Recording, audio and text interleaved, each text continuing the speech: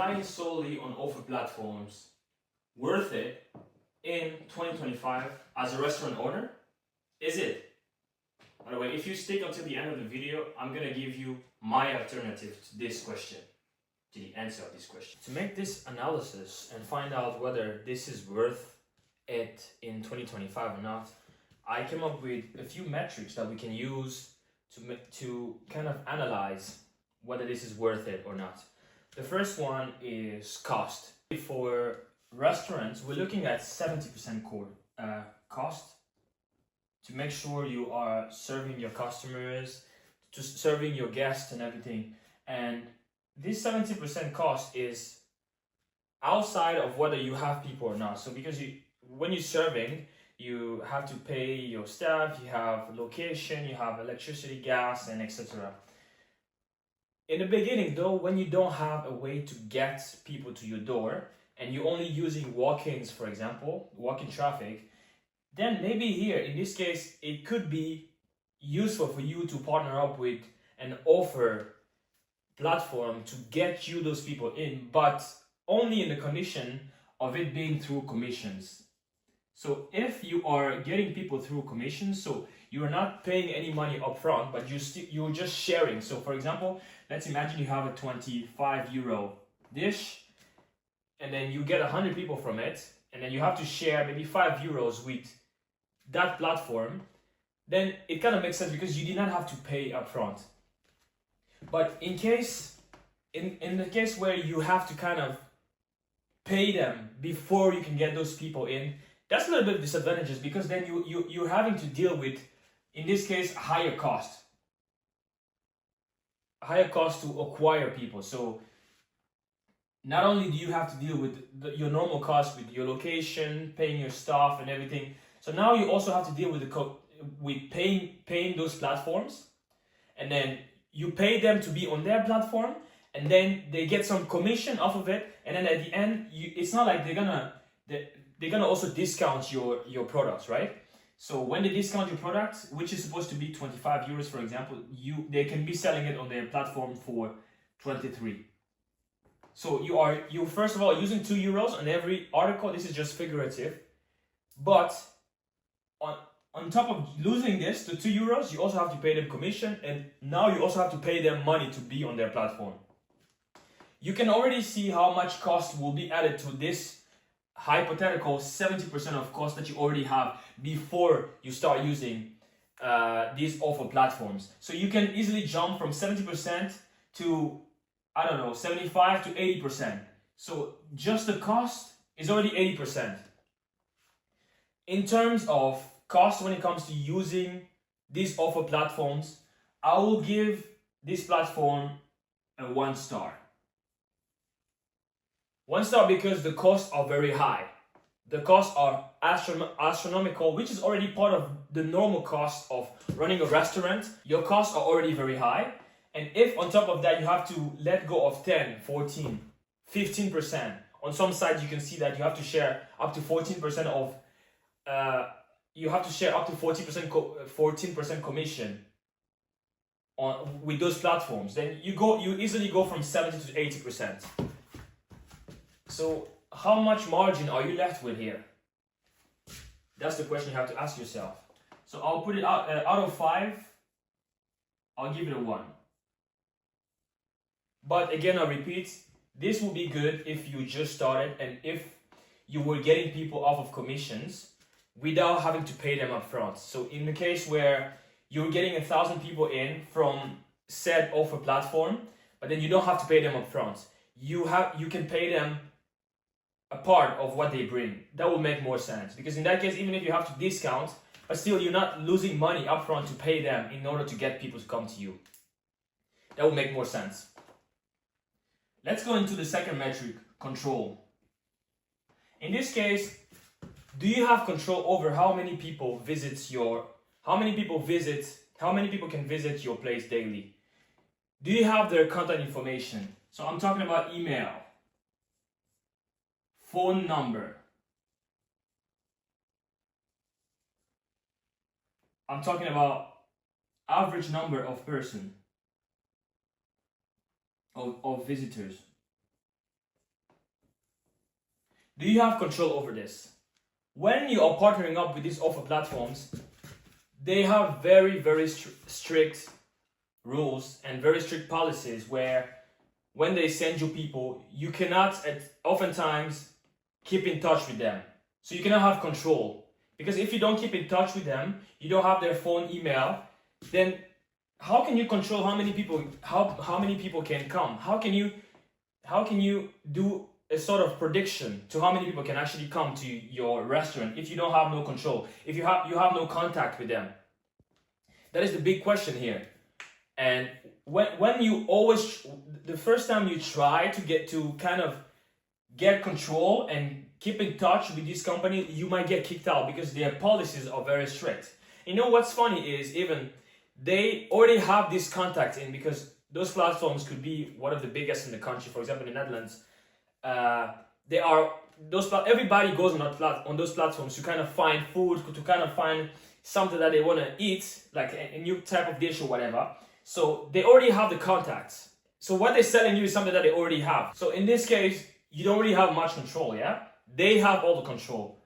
I could even give this a 0, but I'll give it a 1 because in this case, you can maybe strike a deal with them, but you can at least know who comes to your restaurant. And if you have your own system of collecting data, then that can actually give you control. But when it comes to those platforms, they will not give you control. They will not.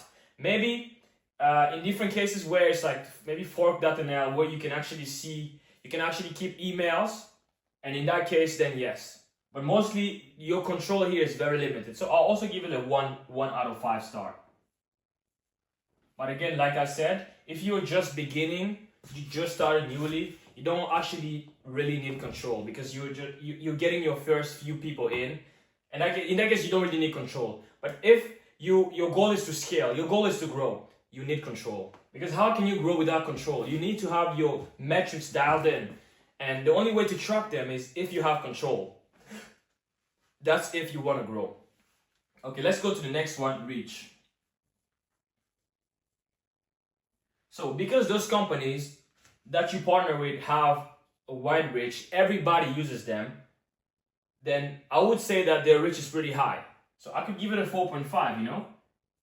In this case, you are very much assured that if you partner up with them, you find like the best middle ground. You are gonna get a lot of people because everybody, or not everybody, but let's say a lot of people, when they are looking for places to dine and everything, they might find your place there. They will find, and if you exactly have what they look for, they will find you there, you know?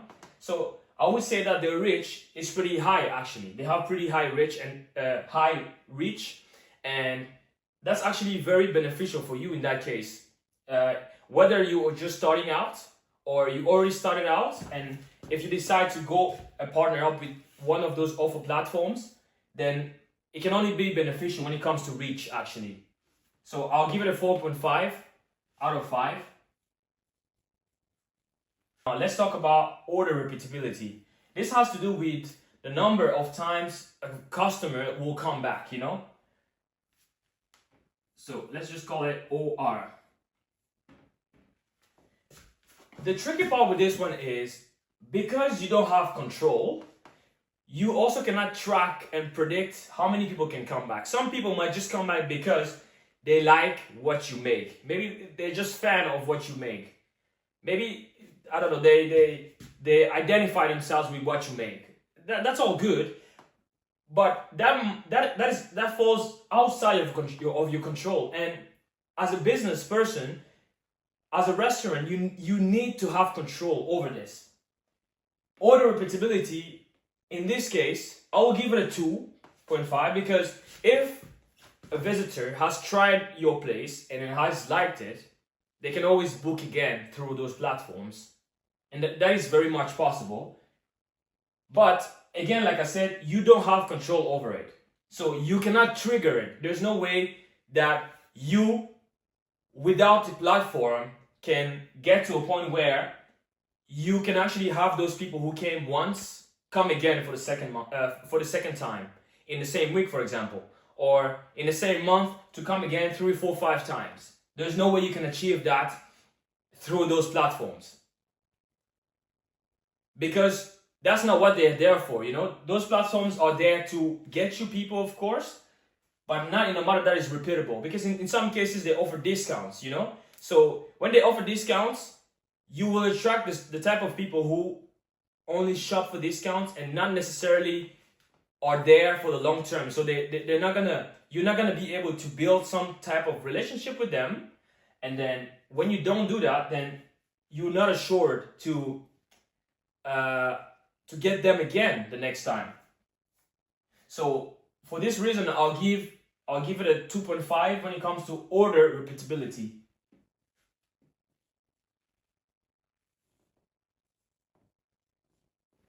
When it comes to scalability, I think you can already see the pattern here. Every single one of those metrics are interconnected in some way, because to be able to scale, you need orders that repeat. You need visitors to come a few more times, not just once. To be able to have people to come a few more times, you need to have control over it, you know? And of course, you have to have control over your costs as well, your reach. So everything is a little bit interconnected in a way. The difficulty with scaling here is, even if you wanted to scale with people that already do like what you make, and people that you have in your database, which in most cases you don't have the database, because the offer platforms are the ones who have the database. Unless you have your own system of collecting emails and phone numbers, which is sometimes against their policies, then how can you reach scalability? How can you actually scale past the quota that those platforms give you per month? How can you scale that? I frankly don't see how you could do that, because you don't have control, and when you don't have control, you don't have access to them, then in that case, you cannot predict or even control how many times orders can be repeated. In that case, you cannot scale, right? So in this case, I'm gonna give the scalability a 2 stars, because I think there's still some possibility, because some platforms will give you access to the number to a database of people that ordered at your restaurant, but still out of the platform themselves, it cannot allow you to scale, because you will lack control in that case. So I'll give it a 2 stars.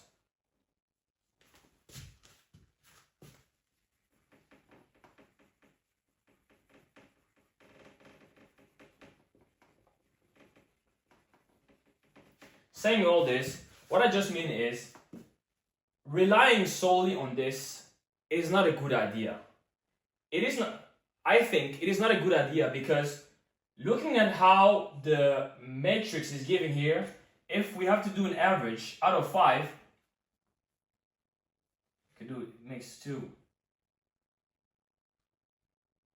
2 plus 4.5 plus 2.5 plus 2. So here 6.5 to 4.5, 10, 11. Okay, so that's 11. 1, 2, 3, 4, 5. 11 divided by 5, so that's 2. Yeah, that's 2.5. So overall, out of 5, this is just half, you know? So this is all out of 5, so this is like a 2.5 stars out of 5.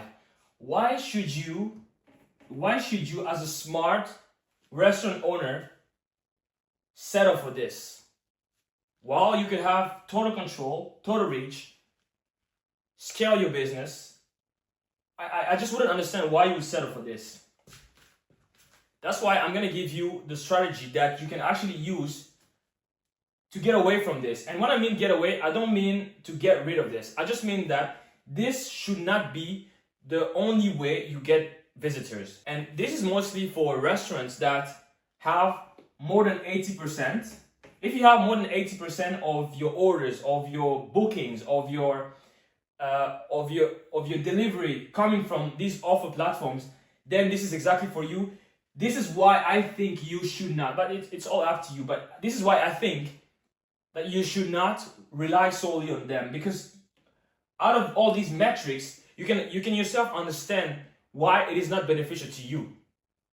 And this is mostly for people that have over 80% of their orders, bookings, tables coming from those platforms. Now I'm gonna give you the strategy that you can use. You can actually use this strategy with this one. So there's no reason why you should only stick to them as your sole source of visits. So I'm gonna give you the secret sauce. It's just 2 words. Social media. Because social media has the ability to allow you, with social media, you are able to reach thousands, millions of people with just a phone, for example. How much is that going to cost you? I'm not talking about hiring a marketing company, a big company, or hiring a team of 100 people. No, this could literally be done with a phone, with one of your daughters, one of your sons, your cousin, anybody at home, or you can even do it alone, just with social media. So let me explain why this alternative is better than solely relying on these awful platforms. First, because the cost of running a successful social media is not as high. As long as it brings you orders, you reach your goal, it's not as high. But for this, of course, you need to go viral. So I'm gonna explain to you how you would actually go about going viral, yeah? But yeah, when it comes to cost, if you're just using your phone, then you don't need much, yeah? So when it comes to cost, I'll give it a 4.5. If you are able to attract people through your social media, that means what? They like, trust, know you. It's something that you can control yourself, because then when through this alternative that I mean, you have the tools to collect their emails, their phone number, you know who they are personally. Maybe you also collect their date of birth, so you can give them special offers on their date of birth when they have birthdays. That's all possible because now what? You're using social media. And in the back of social media, you're using tools like Go High Level.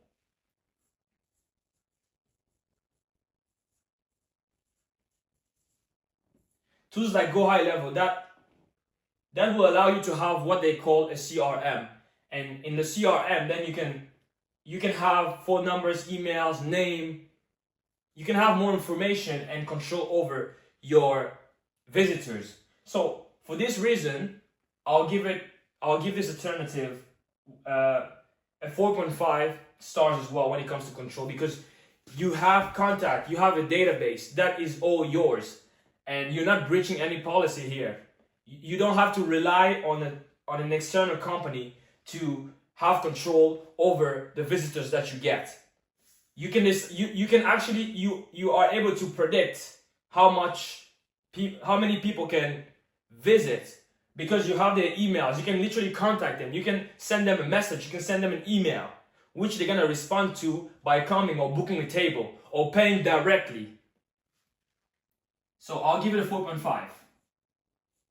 Reach, like I said, with social media, when you go viral, there's a limited number of people. So reach, you can also give it a 4.5. Order repeatability. You're very likely assured that people are going to come back in a way that you can actually track it. You can actually predict it because you have control over who your visitor is. So I'll give it a 4.5 as well. You can literally just send them an email or a text message or even call them. So that's possible now, right? Scalability. Because you have control over your visitor, over their data, you have control over the repeatability of orders, then you can scale, right? Then you can scale easy. It is easier for you to scale now because you have control over all of these. So when it comes to scalability, I'll also give it a 4.5. I mean, I don't even need to add up all of this, but if you're good at math, out of 5, if you have a score of 4.5 everywhere, I think that this makes a better alternative. So now let me explain to you how you can actually set up this so that it works. Because now I introduced the notion of going viral. So how do you now go viral on social media? There is a video that actually explains this that I also watched on YouTube. And the way this works is the formula to go viral on social media. First of all, it's not luck. The formula is storytelling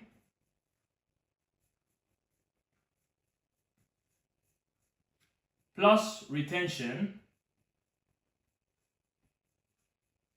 equals success. This is the formula. I didn't even invent this formula, and nobody needs to invent nothing anymore. Everything is readily available online. I'm gonna actually put the link to where I found this formula so you can check out the guy that inspired me to come up to talk about this formula right now, because nothing is new. Everything is already spoken about. Basically, he explains how you can make anything go viral in any. If you thought you were doing an unsexy business of selling to, of getting visitors, there are people who are doing unsexier businesses. People who do car insurance. That's not a very sexy business. Very weird businesses, but they are able to go viral. And the way they do this is by coming up with a series. And in this series, for example, there is a guy called Tanner, if I remember well, Leatherstein. So this guy, you will also find him on TikTok. I think a few of like about, he has like about 94 videos that have over 1 million views on TikTok. And just because of this, and those videos are, they're not even high production. They're very medium production just with the phone. And then in those videos, what he does, he just, because he does with leather, right? What he does, he takes a leather product, he deconstructs it, and then he just talks about the leather in it, you know? And just because people now trust, know and like him, they also buy from his products. And he's selling a lot amount of products that are very expensive, $10,000, even more. And not even once on his video does he speak about, hey, come buy. So that's also another thing that you have to recognize, that you're not supposed to try to sell in the videos that you make when you try to go viral. What you're trying to do is you are trying to tell a story, because when you tell a story, then retention, people want to watch and find out, okay, how is this going to end? And because they watch until the end, they get a payoff. That's how you succeed. And of course, you have to make it a little bit broad. But just from studying this guy, I came up with one storytelling formula that would work for restaurants. So if you apply this restaurant and the tactic that I'm going to show you in a little bit, then you are guaranteed success, because it literally came from someone whose company has done more than 10,000 hours of studying social media since MySpace, back when Facebook only had 6 million people. So this is the strategy. This is the storytelling system that I came up with, that you can actually use for free, that I'm giving you right now, instead of those offer platforms, or with those offer platforms. So you're not literally giving away all of that, but you are working with those platforms, but they are not your primary sources of visitors. So be ready. This is a story formula. Would you eat this X dish, or would you buy, or would you share this X dish for 34 euros, for example. Okay, now let me break down how this video would go. Basically, this video is about some very famous dish that you have in your restaurant. The way this video starts is you are probably sitting on the table, and then you have a dish already. You have a dish already made. The dish is ready, and then it looks delicious. Whatever dish you make, it has to look delicious. It's there, and then you ask people, "Hey, would you eat this?" Name of the dish for the price. And then when the video starts, you have to show the process of how you're making the food. So you will transition to the kitchen. And this doesn't need a fancy camera. This could just literally be shot on an iPhone. So in this video that you're shooting with an iPhone, would you eat this dish, X dish, for 35 euros, let's say? And then when the video starts, of course, the first image should be of the dish on a table and with you in the back. You could have a voiceover, or you could be the one saying the words, "Hey, would you eat this X dish for X?" And then you have to transition to the kitchen. In the kitchen, you have to show the process of how your food is made. So if there are some fries in your food, there is some chicken, there is whatever there is, you have to explain the process behind it. And of course, you're recording it and saying that the fries are made with love. They come from Italy, and then your chicken comes from France, and then your whatever you got comes from X country, and then you say how you cook it. You just explain a little bit of the process, and the video doesn't have to be too long. You just explain how you made the food, and to make the food, you probably needed to cut the potatoes. The potatoes were cut from Italy, transported on a helicopter, and then they reached your house or your restaurant, and then you made this. You basically just explain the process, and then at the end you put it on the table. When it's ready, that's when so to make this video is literally gonna go backward, because as you're making the food, you explaining how it's made, and then at the end you're gonna have it on the table and then present it and say, "Hey, would you eat this for 35 euros?" This is basically how the video will go. The video will go viral. I know the video because I studied this from another creator, which video I'm gonna also link in the description, that you're gonna find as proof of why this would work, because this could be a series. So after this, you could do a different dish. Would you eat this other dish for this price? But then now you already have a formula, and every time you're gonna just be going back into the same series. So once this video has gone viral, your job is not done yet. So let's say you make a video like this. So now the video has gone viral. Let's assume your video has gone viral, yeah? You have 7 million views on this video. So now what's gonna happen? How do you turn the 7 million views into money, which countless other creators have done with this method that I'm showing you right now, which I did not even invent. And I'm gonna link the person who invented it. Shout out to that person, I forgot the name, but I'll link his video where I found him, and then you'll find the information. So you make a video like this where you get, for example, 7 million views, yeah? In order for you to turn the attention that you gathered into money, the attention has to go somewhere. So before you post this video, you have to have a link in bio. So there are about 3 steps. First, you have the video, then you have a link in bio, and then you have a funnel, or just a way to collect people's information. So the information will be email, phone number, and name, which goes back to the control that I was speaking about earlier. Control, you can have control, and you have access to this database because it's yours, and then you are not going against any policy here because you have the control over this. So you have your video that goes viral. There's gonna be a lot of attention. There's gonna be a lot of eyes on your account, and the account is gonna try to go somewhere to find out who you are. And the best way to find out who you are is to check everything you have on your link. When they check your link in bio, they will go into a funnel. And on the funnel, if they want to try the food that they saw in the video, you could tell them, hey, you need to sign up to try it, you know? out of 7 million people, let's assume 20,000 people sign up. That's just an imaginary number. Out of 20,000 people who sign up, probably only 1,500 show up. From making the video to having a link and a funnel, which might cost you max 250 euros, I think a very professional one. 250 euros, you can have this many people come just because of one video.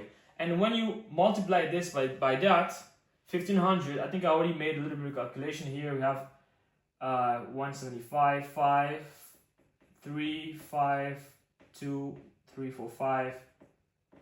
So you can make about 52,500 out of a dish that is this. Of course, you're gonna have the cost, subtract the cost of paying the employees, But still, this is what you make out of a single video, which you didn't have to pay anybody to make this video, Anyway, this is the first way. So you're gonna go 1, I'll put this as 2A, link in bio, then this. This would even be easier if you had like a order directly. So for example, if you had to a delivery system, your video will go viral, you have a link, and someone will book directly, and then you also just order. It's just like one step less than this, but it's almost like basically the same. The second way you could turn this attention that you gathered into money is through ads. So there's something called Pixel, through which you are able to target exactly the type of people that are watching your video. Because you have data now, yeah? Probably you collected data here, or just the data here. From the people who watched your video, if they were not able to sign up, if they were not part of these 20,000, they hesitated or something. It just wasn't the right time. Or another video was more, I don't know, something happened, but maybe they liked your video, they liked it, they could not sign up. Then you run ads. This is 2B. Once you run ads, they see you, you send them back here. They will sign up. Let's say another 20,000 people were able to sign up through your ads now. And ads will typically cost you 4 euros. But this is the more pricier side. So if you're just beginning, this will be your best friend. But if you've made enough here, you can always get to these people as well. You can have it set up. And then maybe start to pay for it later. That depends. So this will cost you about 4 euros per person who signs up, yeah? You can either send it here, or you can just have it on Facebook. The Facebook lead form where people will give you their email, phone number, name. And I'm going to come back to why this is actually important. And the final system that I think you should use is the 2C. But of course, even here, if you had 20,000 people, you had to pay 4 euros for out of the dish that you're making. So let's say you left with 31 euros, and then you have an extra 1,500 people who come. Just do the calculation. You're going to find out. Anyways, the third one, 2C, is using AI tools. I'm pretty sure by now you've seen those videos where they say, hey, leave a comment and I'm going to get back to you. You leave a comment and then someone will DM you, an account will DM you or respond to your comment or anything like that, right? That's going to be the same system that you're going to use here to capture the other portion of people that you were not able, whose information you were not able to capture. So how does this work? You will condition your AI tool with probably the name of cities. Let's say your restaurant is located in Rotterdam.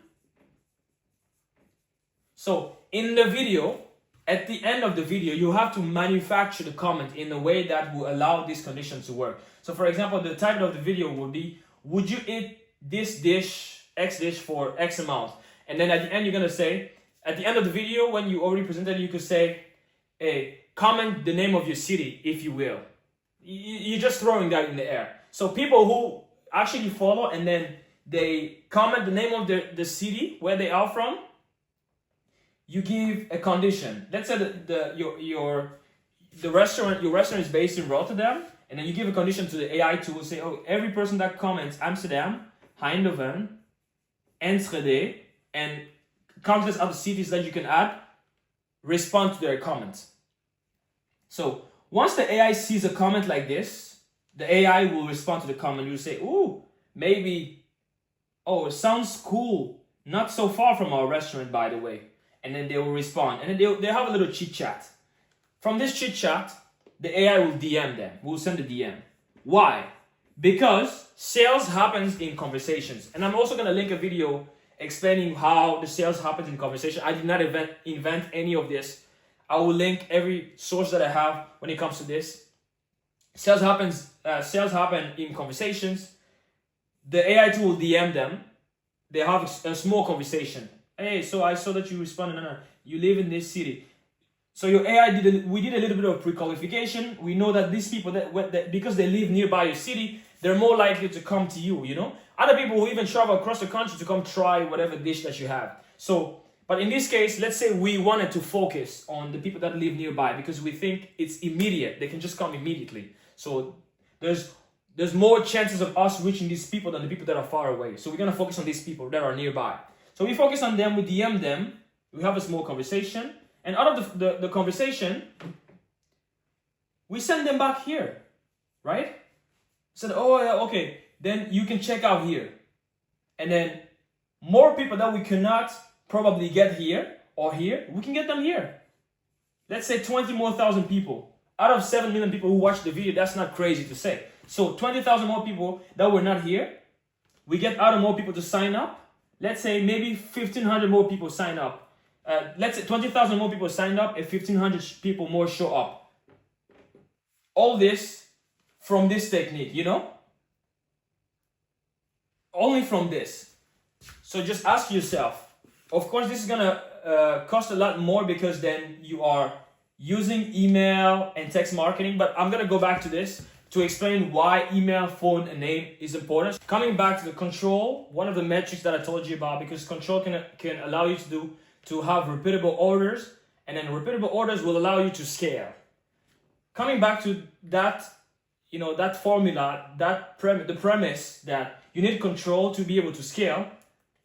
Having the phone number, and having the names of people, the visitors, will give you just that, the control. Because you need the control to be able to scale, to be able to create more orders, to be able to scale. Why you need this? Because you're going to be able to do email and text marketing. This is just supporting all the tools that you already have, because now we're using a tool called Go High Level, and Go High Level is the tool that will give you a CRM, and the CRM is basically just your database.